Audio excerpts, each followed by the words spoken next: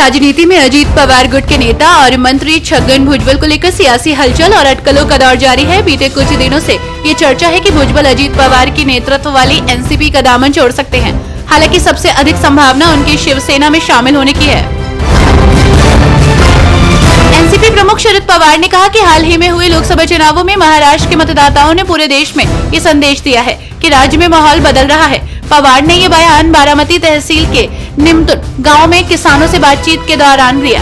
उन्होंने कहा कि हाल ही में संपन्न लोकसभा चुनाव में हमने एनसीपी एसपी केवल 10 सीटों पर चुनाव लड़ा था, लेकिन इन 10 में से 8 उम्मीदवारों को चुनकर राज्य की जनता ने पूरे देश में ये संदेश दिया है कि राज्य का माहौल बदल रहा है।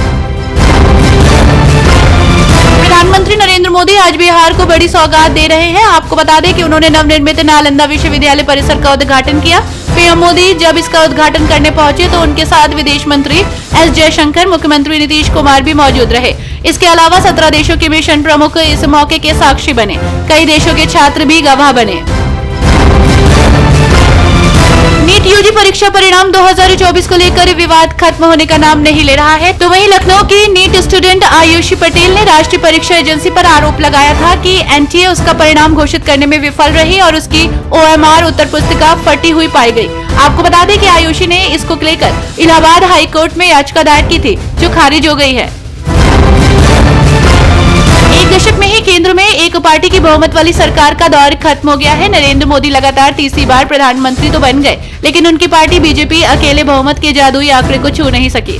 तो वहीं 240 सीटों पर सिमटी बीजेपी को केंद्र की सत्ता में लौटने के लिए सहयोगी दलों की मदद लेनी पड़ी, जिनके पास 53 सीटें हैं। इस स्थिति से फूली नहीं समा रही कांग्रेस पार्टी के पूर्व अध्यक्ष राहुल गांधी ने बड़ा दावा किया है और उनका कहना है कि एनडीए के कई साथी दल उनके यानी कि कांग्रेस पार्टी के संपर्क में हैं। लोकसभा चुनाव में संतोषजनक प्रदर्शन के बाद कांग्रेस अब संगठन और उन राज्यों के लिए रणनीति बनाने को लेकर काम शुरू करेगी जहां चुनाव होने वाले हैं। कांग्रेस अध्यक्ष मल्लिकार्जुन खड़गे और राहुल गांधी इस मसले पर 24 जून से रणनीतिक बैठकें शुरू करेंगे। इस रणनीति की शुरुआत पार्टी झारखंड के साथ करेगी। बिहार के एक मंत्री ने ऐसा बयान दिया है जिसके बाद सवाल उठने लगे हैं।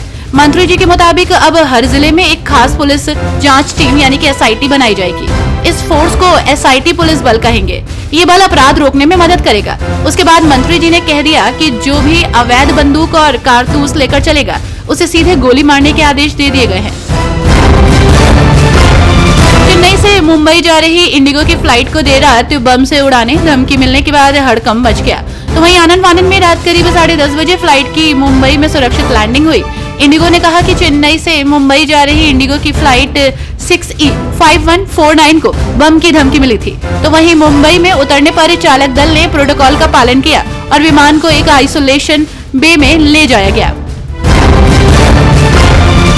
हरियाणा की कांग्रेस विधायक किरण चौधरी और उनकी बेटी पूर्व सांसद श्रुति चौधरी आज भाजपा में शामिल हो गयी। दिल्ली में उन्होंने पार्टी का दामन थामा। इस दौरान हरियाणा के सीएम नायब सैनी, पूर्व सीएम मनोज लाल समेत भाजपा के बड़े नेता मौजूद रहे।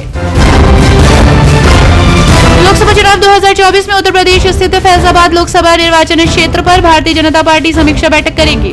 बुधवार को यूपी की सबसे हॉट सीट अयोध्या की समीक्षा होगी। आपको बता दें कि अयोध्या में हुई बीजेपी की हार की समीक्षा में यूपी बीजेपी अध्यक्ष भूपेंद्र चौधरी शामिल रहेंगे। समीक्षा अयोध्या में विधानसभा वार होगी, जिसमें मिल्कीपुर, रुधौली, बीकापुर और फिर अयोध्या की समीक्षा होगी।